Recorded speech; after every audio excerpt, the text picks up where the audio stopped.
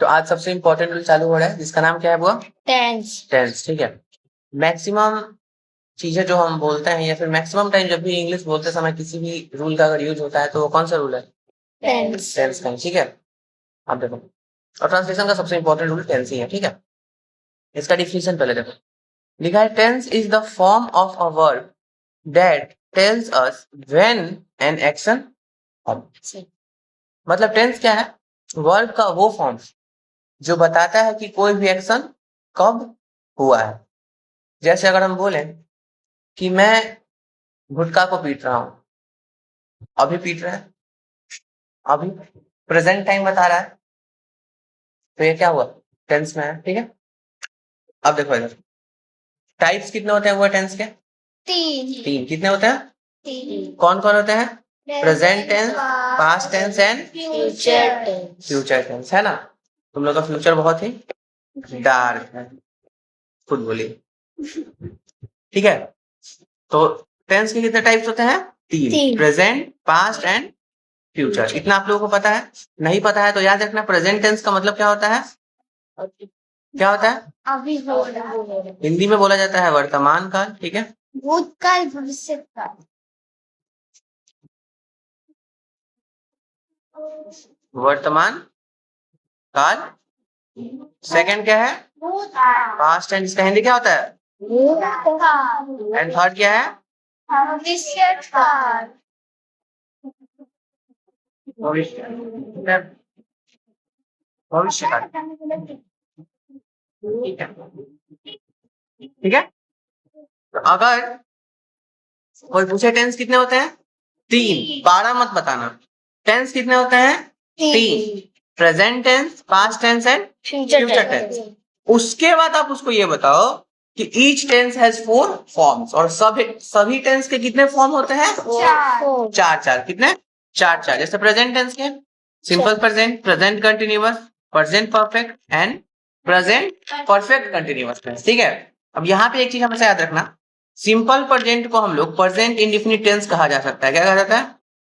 Present indefinite tense. तो भूलना मत कभी, अगर प्रेजेंट इंडेफिनिट भी लिखा है तो आपको याद रखना है वो कौन सा टेंस है? सिंपल प्रेजेंट टेंस, ठीक है ऋषभ। और इस कंटिन्यूअस को तो दो को और नाम है। एक को तो नाम है, सब लोग सुना होगा, प्रोग्रेसिव। कभी सुने हो सब? नहीं सुने हो तो याद रखना, एक होता है प्रोग्रेसिव टेंस और दूसरा इसको इम्परफेक्ट भी बोला जाता है। क्या बोला जाता है?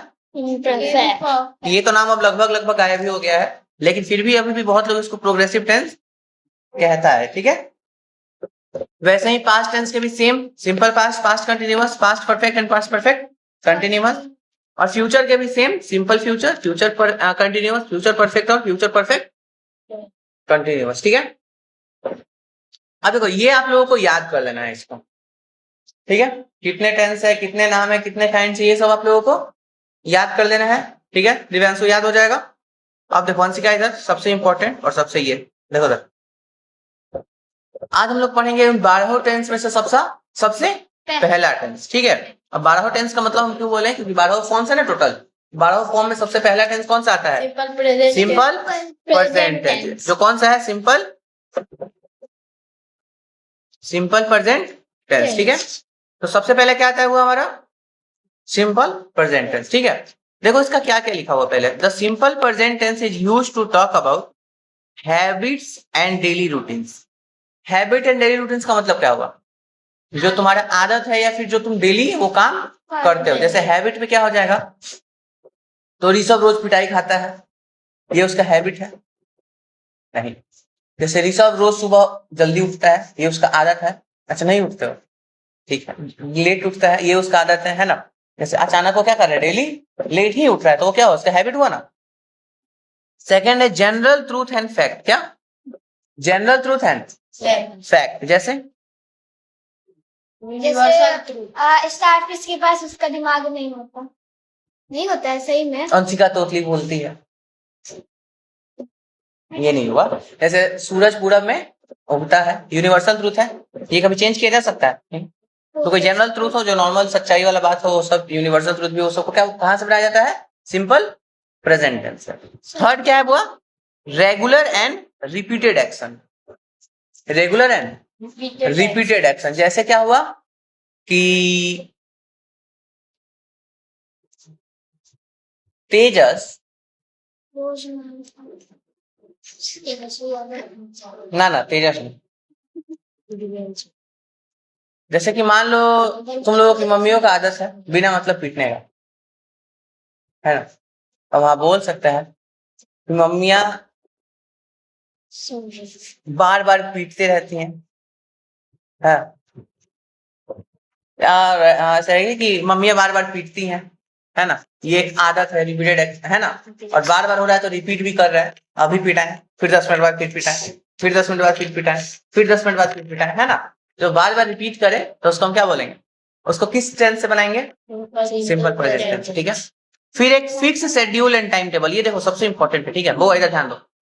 Fix schedule and time table, जैसे प्रधानमंत्री कल यहाँ आएंगे, तो ये पहले से एक फिक्स चीज हो गया, है ना। अच्छा एक बात बताओ, ये जाहिर सी बात है कि सब लोग मिलके इस टाइम टेबल का गठन किया होगा, उसके बाद है ना ये टाइम फिक्स हुआ है कि हाँ प्रधानमंत्री कल यहाँ आएंगे। अब देखो लगा है इसमें आएंगे, लोग बोलता है सर फ्यूचर टेंस है ना, लेकिन ये है क्या, ये भी प्रेजेंट टेंस से ही, और उसमें कौन सा, सिंपल प्रेजेंट टेंस से ही बनाया जाता है। जब भी कोई चीज फ्यूचर का डिसाइडेड हो कि 100% वो चीज होगा ही होगा, तो उसको हम लोग कौन सा टेंस से बनाएंगे, सिंपल प्रेजेंट टेंस। याद रहेगा ये सब, ये सबसे इंपॉर्टेंट रूल है, ठीक है। अब देखो, अब उसका हिंदी ट्रांसलेशन जब हम लोग बनाते हैं तो कई बार हिंदी में कुछ सेंटेंसेस होता है जैसे माइंड में कुछ चल रहा है, आप सोचते हैं कि उसका इंग्लिश कैसे बनाएंगे, तो सबसे पहले उसका टेंस पकड़ेंगे, तभी ना उसका स्ट्रक्चर पकड़ेंगे।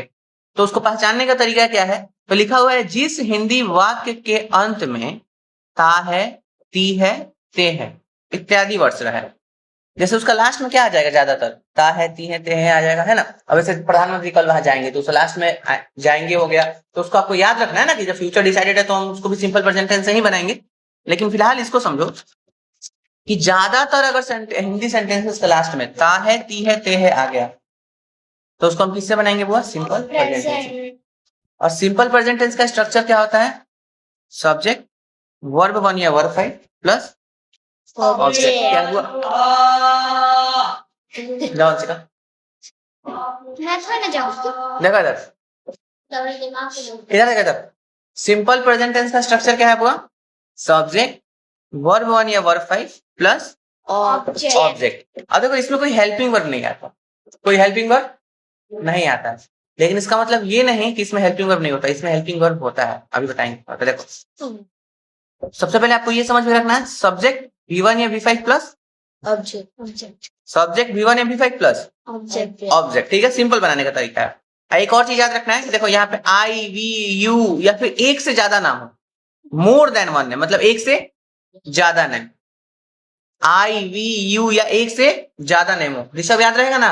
जब भी एक से ज्यादा नाम रहे या फिर आई हो, वी हो, यू हो, तो वहां पे हमेशा हम लोग कौन सा वर्ब का फॉर्म लगाएंगे, V1। और वही अगर ही, सी, इट या फिर कोई भी एक नाम हो तो वहां पे हम लोग कौन सा वर्ब का फॉर्म लगाएंगे, V5 मतलब क्या, एस या ES वाला, V1 मतलब क्या, नॉर्मल वाला, ठीक है। V5 मतलब क्या, एस या ES, और V1 मतलब नॉर्मल वाला, ठीक है। अब देखो यहां है वह स्कूल जाती है, लास्ट में देखो ती है आ गया, सिंपल प्रेजेंट टेंस से बनाएंगे। तो सबसे पहले सब्जेक्ट, सब्जेक्ट क्या हो जाएगा, वो सी, जाती है, लड़की है, तो क्या हो जाएगा सी, और सब्जेक्ट के बाद क्या दिया है, V1 या V5, तो सी के बाद इसमें वर्ब कौन सा है, जाना, तो यहाँ पे सी देखो इधर लिखा है ना, ही, सी, इट, सी के साथ क्या लगेगा, V5, तो गो का वर्ब फिफ्थ क्या हो जाएगा, तो सी गोज टू स्कूल, उसके बाद स्कूल जाती है, डेस्टिनेशन स्कूल ही है, सी गोज टू स्कूल, याद रहेगा पक्का। अब इसका निगेटिव थोड़ा संभल के थोड़ा आराम से बनाना सब, ठीक है, थोड़ा हार्ड भी हो जाएगा। देखो इधर इसका बस इसलिए अफर्मेटिव और निगेटिव ही बना के लाना। देखो इधर अंशिका, निगेटिव सेंटेंस में तुम लोग अगर ध्यान दो तो देखो सब्जेक्ट तो रहेगा।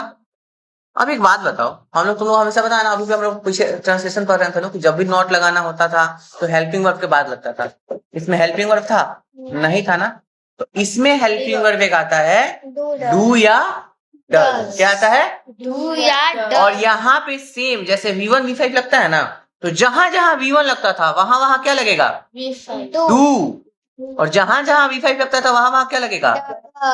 डज। याद रहेगा? जहां जहां V1 लगता था वहां वहां डू, जहां जहां V5 लगता था वहां वहां डज। जैसे इसका सब्जेक्ट और उसके बाद डू या डज प्लस प्लस नॉट और प्लस V1, क्योंकि यहाँ डू या डज दोनों लग गया ना, तो उसके बाद बस V1 ही यूज होता है। ठीक है, और प्लस ऑब्जेक्ट। याद रहेगा? अब इसमें एक और चीज है, ध्यान दो, सब लोग नहीं बताता है लेकिन हम आपको बताएंगे, और ये सबसे इंपॉर्टेंट चीज यहाँ पे आप लोगों को देखने को मिलेगा कि देखो इसको समझना अभी। ठीक है, ये डू है, ये डज है। अब एक बात बताओ, हम लोग यहाँ पे ऊपर V1 एंड V5 दोनों यूज कर रहे थे, तो निगेटिव में आखिर गायब क्यों हुआ? तो निगेटिव में गायब नहीं होता, निगेटिव में भी यूज होता है। देखो इधर डू जो है, डू ये किसका फॉर्म है? V1। और डज क्या है? V5। तो जब हम एक बार इसके लिए हेल्पिंग वर्ड में जब V1 V5 लगा दिए, इसलिए हम लोग दोबारा जो है मेन वर्ड में वहां हम लोग V5 नहीं लगाते, वहां हम लोग V1 ही रहने देते हैं। जैसे यहाँ पे क्या हो जाएगा इसका, देखो आप लोगों को बनाना है चारों। ठीक है, पता है ना आप लोगों को कैसे बनाना है? जैसे एग्जाम्पल 1 हो गया, क्या है कि वह स्कूल नहीं जाती है, क्या हो जाएगा? वह स्कूल